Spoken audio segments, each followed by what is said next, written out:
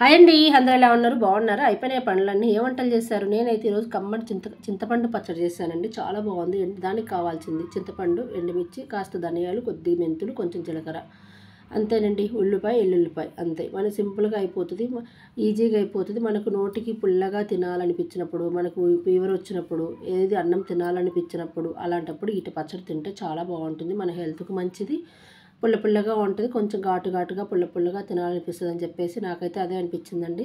అందుకని నేను చేసుకున్న స్పూను ధనియాలు, కొంచెం జీలకర్ర, ఒక 4-5 ఎల్లుల్లిపాయలు, కొంచెం కొద్దిగా ఒక చిటికెడు మెంతులు, ఎక్కువ అక్కర్లేదని చేదవుతుందని చెప్పేసి కొన్ని మెంతులు వేసాను.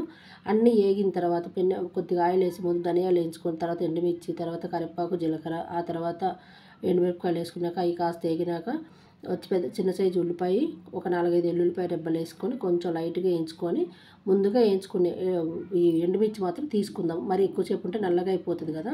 అవి తీసేసుకొని కాస్త లైట్గా ఎల్లిపాయలు వేయించుకొని అవి కూడా వేగిన తర్వాత ఒక బౌల్లోకి అన్ని కలిపేసి తీసేసుకుందాము. అవి తీసి పక్కకు పెట్టేసుకొని అదే దాంట్లో నేను చింతపండు పచ్చిదే వేసుకోవచ్చు, కాకపోతే కాస్త వేడి చేద్దామని చెప్పేసి ఆ వేడికి కొంచెం ఆ చింతపండు వాటర్తో సహా వేసేసి కొద్దిగా పసుపు వేసానండి. పసుపు ఒకటేసి కొద్దిసేపు వేయించుకుందాం. ఆ లోపల మనం ముందుగా వేయించి పెట్టుకున్న ఎండుమిర్చి చల్లగైనాయి కదా, దాంట్లో ఉప్పు వేసి మిక్సీ పట్టేసుకుందాం. ఉప్పు వేసి మిక్సీ పట్టేసుకొని వచ్చి మెత్తగా పట్టుకుందామండి. మరిగా మెత్తగా కాకుండా మామూలుగా పట్టుకుందాము. ఈ మిక్సీ పట్టేసుకొని వచ్చేసి ఈ విధంగా పట్టుకోవాలన్నమాట. నెక్స్ట్ చింతపండు కూడా వేగింది కాబట్టి ఎక్కువసేపు అక్కర్లేదు, తీసి ఒక బౌల్లో తీసి పెట్టేసుకొని చల్లారుతాయి కదా, ఖాళీగా ఉండకుండా మనం అది పట్టుకొని వచ్చే లోపల పోపు కూడా రెడీ చేసుకోవచ్చు. ఇప్పుడు తగినంత ఆయిల్ వేసుకొని, ఇప్పుడు చూడండి చింతపండు కాస్త పచ్చిది కాకుండా ఇలా ఉడకబెట్టాను చూడండి, ఎంత బాగుందో, మంచిగా అనిపిస్తుంది కదా. ఎక్కువ సేపు అక్కర్లేదు, కొద్దిసేపు. మనకు ఎక్కువ రోజులు ఉన్నాయి చింతపండు పచ్చడి అయినా కానీ మనకు వాటర్గా ఉంటే బూజు వస్తుంది, పుల్లగా ఉండే కానీ సరే. అందుకని ఆ బూజు రాకుండా ఉండే కళ్ళ పెట్టాను. ఇప్పుడు పోపుకు రెడీ చేసేసుకుందామంటే అది రెడీ అవుతుంటుంది కదా, పచ్చడి కూడా రుబ్బుకొచ్చుకుందాం. దాంట్లో కాస్త బెల్లం వేద్దామండి కొంచెం, ఎందుకంటే చింతపండు వేసినప్పుడు మనం బెల్లం వేస్తే కాస్త మనకు పులుపు అనేది ఎక్కువ లేకుండా ఉంటుంది. బెల్లం వేసేసి ఉప్పు వేసుకొని మెత్తగా పట్టుకొని వద్దాం. వెల్లుల్లిపాయలు అన్నీ పట్టుకొని వచ్చేసి పోపుకు రెడీ చేసుకుందాము. కొంచెం వెల్లుల్లిపాయలు, ఉల్లిపాయ ముక్కలు, కరివేపాకు, ఎండుమిర్చి అన్నీ వేసుకొని కాస్త పోపు ఎర్రగా అయిన తర్వాత ఇంగ వేసుకుందామండి.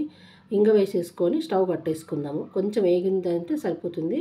పచ్చడి కూడా ఇప్పుడు మనము రుబ్బుకొచ్చాం కదా, పచ్చడి రెడీ అయిపోయింది కదా, పోపులు వేసేసుకొని మంచిగా పోపులో కలిసేలాగా కొంచెం ఉంచుతామండి, కొద్దిగా సెగ ఉంచేసి ఆ తర్వాత స్టవ్ కట్టేసుకోవచ్చు.